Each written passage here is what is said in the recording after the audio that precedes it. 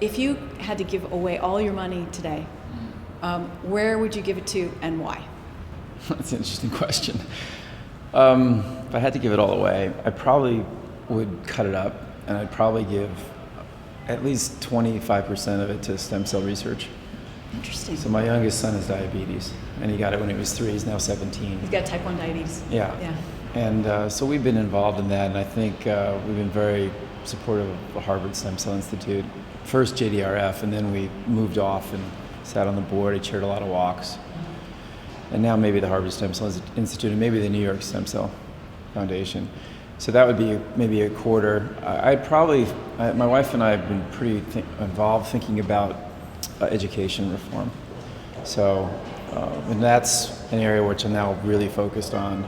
So I think that would probably be half, because I think, and what we're trying to figure out there is, we could build a charter school and affect 250 kids, right, a class, 1,000 kids, but we're trying to figure out how to affect millions. So how do you fix the public schools, and how do you move teachers for excellence, and whether that is a bonus pool for teachers that are great in a state, so that you lift not by knocking the bottom out, but by lifting the top up, so everybody strives to do better. So we're working on that and doing a lot of research on that. I think that's really interesting. I might actually do a charter school or two in some impoverished neighborhoods. I'd probably do a little research in Parkinson's also. I mean, the interesting thing about diabetes research, it's an autoimmune disease, and if they figure out how to stop diabetes, it'll probably help with 5 or 6 other major medical conditions that are nearly fatal. So I think that's sort of a catch-all. And why Parkinson's? My wife's mom. It's such a tragic disease. Yeah, it's a tragic disease. And they're getting close on a lot of this stuff, so it feels like maybe you could get over the hill. We've done a lot of work in the arts, so I probably do the remaining balance in the arts. I'm a frustrated artist. I paint with my hotels. So, I probably would support, and I would say the old school arts, the classic arts, painting, sculpture, supporting an artist colony, something I've always wanted to do, something I will do. And so I suppose that might be the third. I'm sure I'll think of something better. Right. But that seems like a reasonably good balance. I think for this country, I'm on the board of Robin Hood. And we have this aspirational goal to lift 1 million people out of poverty. And there's only one way to lift 1 million people out of poverty, and it's education. So as the nation goes on and the world competes, and we don't fix the education system, we don't get to play. Is there a timeline that Robin Hood has to meet that 1 million, or this is this is a big goal? Well, Robin Hood strives. The challenge at Robin Hood, there's about 140 organizations that they support, and I've been involved, for quite a while now. The challenge is advocacy versus just helping different organizations, and advocacy is something that I think we could raise a lot of money for, but it takes a different tone for the organization. So we really are trying to help, like there's a group in New York called Educators for Excellence, now thinking about replicating that in my home state, which is Connecticut, which is really, there are some really good teachers in the teachers' unions, and we have to help them succeed in their internal reform. And then with the right aspirations, I'm not anti-union, I'm pro-kids. So I think you have to remember who your constituency is. And despite the fact that I have no issue with retirees, and if the nation's going to pay for this one way or another, we have to fix our education system. Yeah. So if you were to describe, do you feel like you're doing something a little different from the status quo in your giving? When you've definitely got sounds like you've got your interests spread out. I think we're evolving. Yeah. As I fund my foundation, I think the classic is you start off with the spray and pray. You move a little bit of money around to a lot of organizations, and you're sort of invisible. And as the foundation grows, I've been thinking that it could be more impactful with a much more direct. I think also for the generation, for my kids, I have 3 kids, having them have something tangible that they can, latch onto. I think one of the pure joys of succeeding in your career is the ability to give money away and see the impact it makes, and it just makes you feel good all over. Plus, you're doing something that, so I want to, it's really challenging to be impactful, and there's so many organizations that are so worthwhile, but I'd like to find things that my kids can get involved with too, and their kids that after whole that. Multi-generational approach, yeah. And then they can work with us and feel really good about it. We'll do some, I'm on the board of my university, and we've done some work there. But the schools, and I went to the business school at Harvard. They don't really need my contribution. There are so many other things that are. I mean, it's a great organization, but my other focus is the U.S. I think while I appreciate and I think there's a lot of poverty right here in the U.S. You got 48 million people on food stamps. That's not good. Yeah, so that needs a lot of attention. Poverty, help begins right here. So what inspired you to get started with your giving? I mean, was there a particular moment or a story or a person in your life? No, I think for me, I mean, it was reaching the ability to do it. As soon as I could do it, I started, and then as we focused and learned more about ways to give money, I mean, there's a lot of local community organizations. We just completed a community center on Nantucket. We built a theater, myself and the crux of it was 4 people. We saved this old theater that had been bought by a developer and shuttered.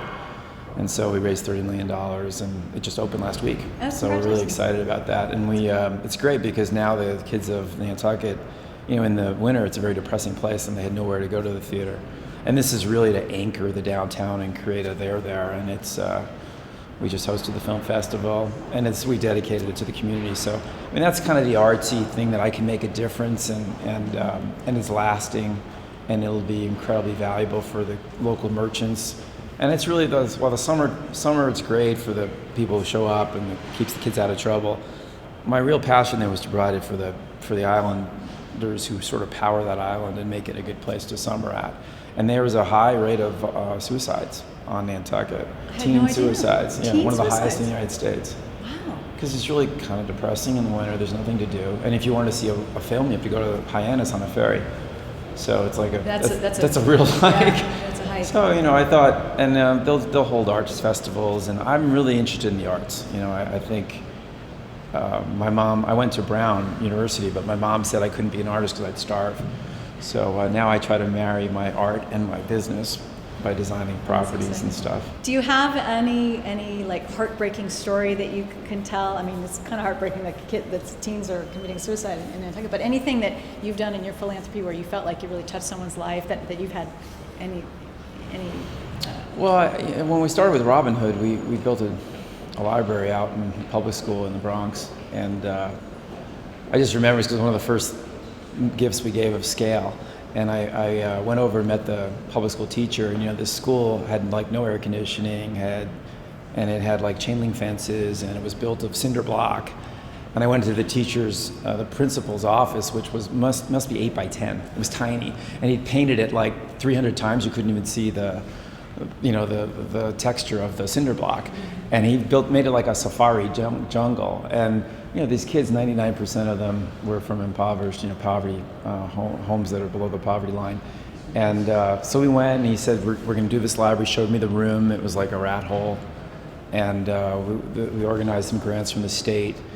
And when they finished, after almost a year redoing the library, we went with my kids and we put the books on the shelves, and everybody was so excited. The teachers were there, and these little kids would come up and grab my leg, and hug my leg and say thank you. They were this tall, and so I think that was one of the first really exciting, tangible things. I mean, when you do research, when you fund medical research, there's nobody to hug. Right. It's we look at the petri dishes and we see the splitting of the genes, but it's not a touchable moment. And that's also such long term. Yeah, and it's long term, right? So I mean, it's a mixture of both, and that's one of the reasons in education.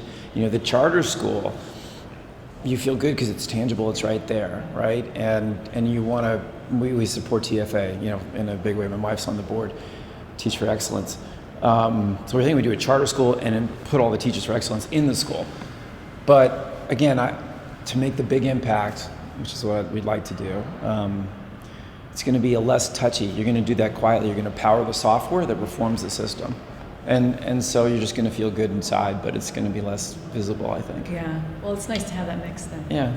To do both, a little bit of both. In my artist colony, I've had this fantasy, and I'm going to put it together, of providing a space for artists to work and not worry about, the room and board. Do you know where it'll be? Do you have any? Somewhere in New England, actually. We actually found a place in the Cape, but it got What a away great from place us. for an artist. Yeah, I mean, it'd be colony. fantastic. Yeah. Although I wouldn't be terrible if it was good, 52 weeks a year. I think the winter, Yeah. although it could be spectacularly beautiful too. So we're gonna look. I mean, that's a big project, and that's artist lofts. Letting people have the freedom to create. I think that's, for me, being successful. It's such a great feeling to give money away. It really is. It allows you to do good things, and it's a real privilege. You can change a lot of people's lives. Yeah. Yeah, and you really, you can change them one at a time, and cumulatively, the nation's one of the most philanthropic on earth, if not the most philanthropic, and we can change a lot of things.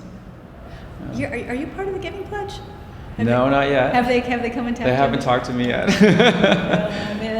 They may come knocking at some point, right? I think You sound like a good candidate, so that's why I asked. We're doing it anyway. Yeah, I think exactly. a lot Well, of people. I mean, my opinion is that most of the people that are on the Giving Pledge were already doing it, so they were just saying, make it official, whatever. I don't know.